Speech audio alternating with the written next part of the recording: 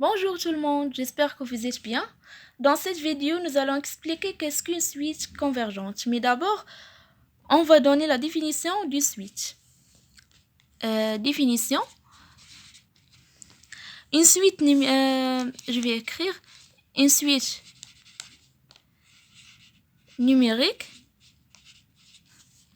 est une application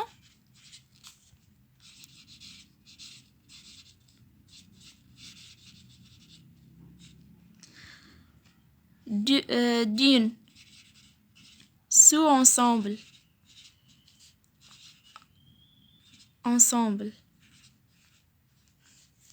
infini N1 de N dans K. Généralement, K désigne le corps R ou C, donc des nombres réels ou bien des switches réels ou bien des switches complexes. Ça dépend de l'ensemble d'arrivées. Généralement, au lieu de noter l'application du switch comme ça, qui part de N1 vers K, et chaque N, on a U de N, on note la switch UN égale à UN avec l'indice, l'ensemble de départ N1. N appartient à N1. On a, si U de N appartient à R, on dit qu'une suite réelle. Si elle appartient à C, c'est une suite complexe. Maintenant, c'est quoi une suite convergente? Tout simplement, une suite convergente est une suite dont la limite est finie, c'est-à-dire UN est convergente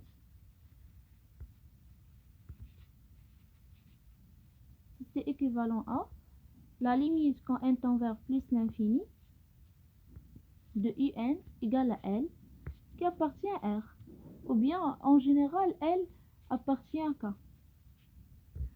Si on parle des suites réelles, appartient à R.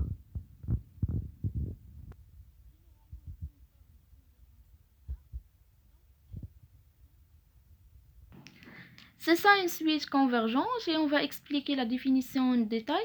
Pour comprendre qu'est-ce qu'une suite convergente, on va d'abord expliquer qu'est-ce qu'une suite qui n'est pas convergente et qu'on appelle une suite UN, une suite qui n'est pas convergente, donc il est divergente. On a trois cas, soit la limite quand n tend vers plus l'infini de UN égale à plus l'infini, soit la limite quand n tend vers plus l'infini de UN égale à moins l'infini. Troisième cas, UN n'admet pas de limite.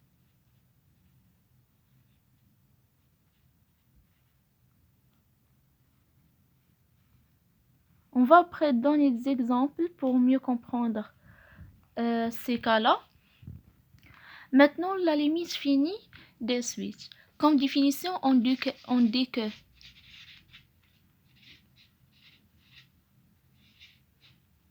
la switch UN tend vers L si on a la propriété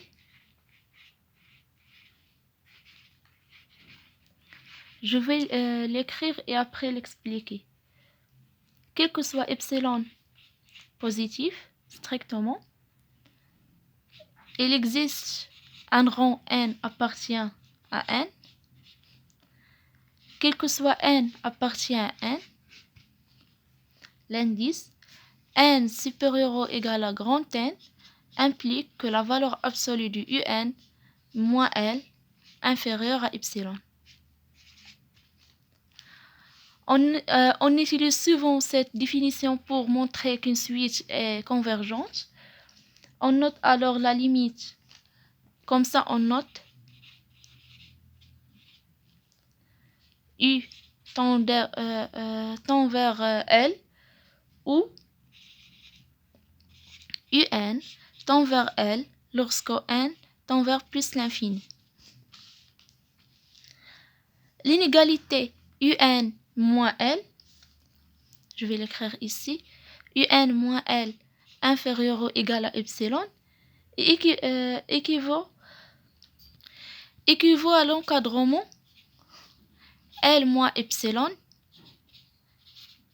UN borné entre L moins epsilon et L plus epsilon. Ceci signifie que UN est une valeur approchée de L à epsilon près. L'interprétation de l'assertion, une fois on fixe un réel epsilon positif, on peut toujours trouver un rang n à partir duquel tous les termes d'un rang supérieur à n, l'indice n supérieur ou égal à n, sont à une distance de L inférieure à epsilon. Par exemple, si on a une suite comme ça, les termes de suite, et L c'est la limite de cette suite, à partir du rang n, tous les termes de suite existent dans cet intervalle.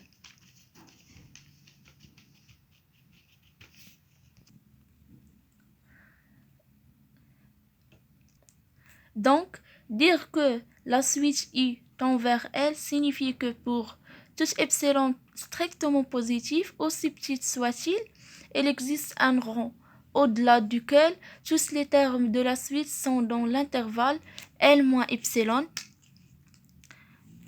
dans l'intervalle L moins epsilon, L plus epsilon.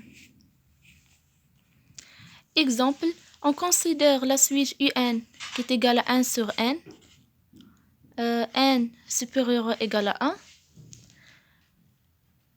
UN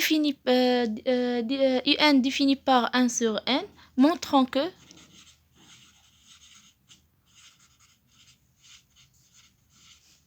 UN tend vers 0 par la définition. Donc, on fixe un epsilon, soit epsilon strictement positif. On doit déterminer un rang n. Je vais écrire on doit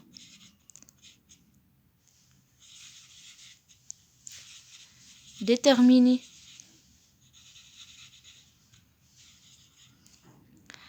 un rang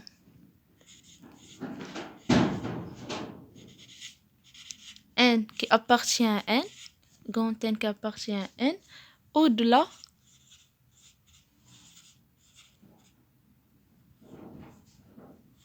duquel UN moins, remarque, UN moins L, donc ici on a 0, UN moins 0 est inférieur ou égal à epsilon. C'est-à-dire 1 sur n moins epsilon inférieur ou égal à moins 0 inférieur ou égal à epsilon, avant quel que soit n, supérieur ou égal à n. On doit trouver cet rang-là. Généralement, on le définit en fonction d'epsilon. Comment on trouve 1 sur n inférieur à epsilon? C'est de brouillon. Donc, n supérieur ou égal à 1 sur epsilon. N appartient à n. Donc, on pose n égale à la partie entière de 1 sur epsilon plus 1.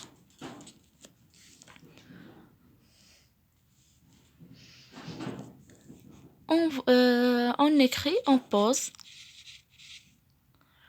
n égale à 1 sur partie entière de 1 sur epsilon plus 1. On a, quel que soit n supérieur à n supérieur ou égal partie entière de 1 sur epsilon plus 1. Donc n supérieur ou égal 1 sur epsilon implique que